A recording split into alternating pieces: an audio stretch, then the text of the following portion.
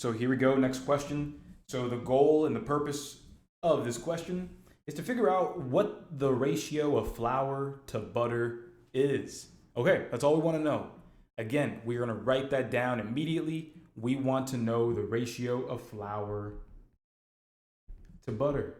The reason that this is actually a problem is because when we take a look at the statements here, we're going to see that this baking recipe, it calls for a ratio of flour to sugar, not flour to butter. And then in the same recipe, it gives the ratio of sugar to butter. Again, there's the butter, but not the flour. Here's the flour, but not the butter.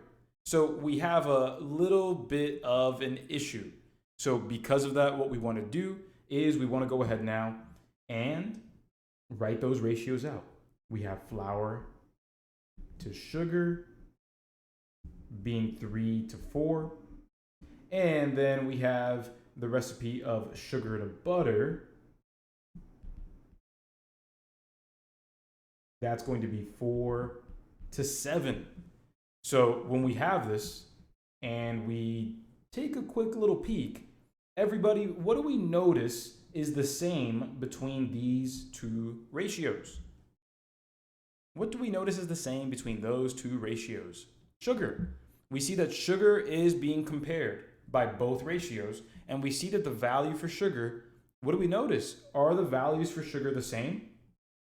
Are the values for sugar the same? Absolutely, yes they are. And because they're the same, we can actually just do a direct comparison. We can just overlap that nice and easy, because guess what? Because it's nice and compared to the same sugar value, flour and butter can be compared together nice and easy. So we have flour over here at 3, butter over here at 7. We wanted flour first anyway, so the correct answer is 3:7.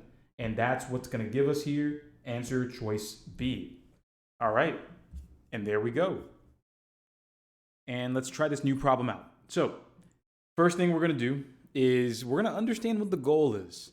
Regardless of how complicated or simple a question looks, we always want to start by understanding the goal. So here's the goal. The goal is, what is the ratio of small to large? So what we want to have at the end of this all is we want small compared to large. All right? The problem that we have in this problem, or in this question here, is that when we read through the information, to get that comparison of small to large, what we first have to go through is, here we have the ratio of small to medium, and then we have the ratio of medium to large. So if you're sitting here saying, hey, I'm confused, I am looking for the ratio of small to large, but I don't see that. I see two kind of half ratios where we have small to medium being 4:7, and then we have medium to large being 9:2. And if you're trying to say, hey, can I just take this and overlap it? Can we do that, everybody? Is that going to work to just get a comparison of 4:2? Is that going to work out? No, it's not going to. That cannot work because, everybody, because when we do that, the overlapping value, the middleman, which is medium in this case, it's not the same. We have 7 and 9, they are not the same. So we have to do a little more work here, everybody. Everybody, one time real quick. Is it true that if I had the same middleman, if this number here and here, if they were the same, could I then overlap it? Could I then overlap it and be done? Absolutely, yes. If I had that. So now that's what you want to think about. Because if you know that that's the point that you're trying to get to, then boom, let's get to that point. Everybody, first question out of my mouth is going to be this. What is the number that we can multiply 7 and 9 to get to? What is the smallest number that 7 and 9 can both multiply up to? Yeah, it's going to be 63 because 7 is a prime number. 9 doesn't have anything in common with 7. So because they're prime number, or because 7 is prime and 9 has nothing to do with 7. Multiply the numbers together. So that's what I'm going to do. Let me show you what that's going to look like over here. Everybody, help me out. 9 times 7 is what's going to give you 63. But if I'm going to do that on the left side, I'm going to have to do that on the right side. What's 2 times 7, everybody? That's going to be 14. Absolutely. So there we go. I have my medium to large. Let me write this in purple.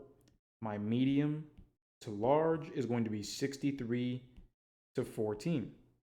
Now, over here, for the small to medium, everybody, what am I multiplying the 7 by to get that 63? Multiplying by 9, absolutely. So let me grab a different color, and I'll multiply by 9 over here, and I'll have to do the same over there on the left. When I do that, 7 times 9, 63. 4 times 9, that gives me 36. So look at this. Let me take this now, move it over, because now we have our equivalent ratio. We just rewrote it in a different form. We basically simplified, but not really. And so with that said, everybody, can I overlap them now? Am I good? Or is the middleman the same number?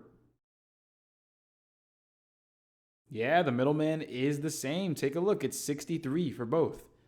Now, because we have that, we can make the jump. We can make the comparison. We can do that now. I'm going to compare small to large, which is going to be small to large, 36 to 14. There we go. Oh no, when we take a look, that's not quite there. 36 to 14 isn't there. What's the last step that I need to take? It's the same thing that we've been able to do. Simplify, reduce. Yes. Everybody, when we compare 36 and 14, what number can we simplify out of both 36 and 14? Yes, that'll be 2. Yep, that will be 2. When I divide 36 by 2 and divide 14 by 2, I'll now have my final answer, and that's going to be 18 to 7. And that will be answer choice B. And there we go.